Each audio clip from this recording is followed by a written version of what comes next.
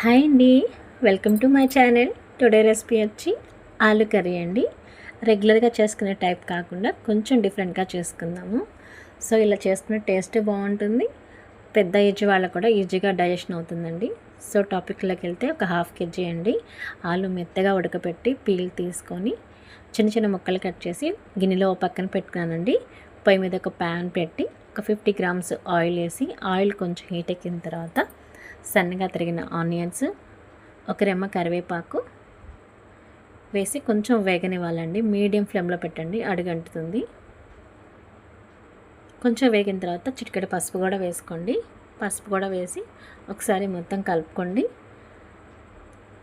పచ్చిమిర్చి కూడా 2 కట్ చేసి వేసుకోండి, కొంచెం బాగుంటుంది, స్పైసీగా ఉంటుంది తింటున్నప్పుడు. ఆప్షనల్ అండి, వేసుకోవాలంటే వేసుకోండి, వద్దు అనుకుంటే స్కిప్ చేసేయండి. ఒక స్పూన్ సాల్ట్ కూడా వేసుకోండి. సాల్ట్ కూడా వేసుకొని కలుపుకొని మనం ఆల్రెడీ బాయిల్ చేసి పెట్టుకున్న ఆలు ఉంది కదండి, మొత్తం వేసేసుకొని మొత్తం ఒకసారి మిక్స్ చేసుకోండి. తర్వాత 2 స్పూన్లు కారం కూడా యాడ్ చేసుకోండి. కారం వేసి మొత్తం ఒకసారి కలుపుకున్నాక సన్నగా తరిగిన కొత్తిమీర కూడా యాడ్ చేయండి. సాల్ట్ ఒకసారి చెక్ చేసుకొని ఒక 5 minutes లో ఫ్లేమ్లో పెట్టి కొంచెం వేగిన తర్వాత కొత్తిమీర యాడ్ చేసుకొని స్టవ్ ఆఫ్ చేసుకోండి.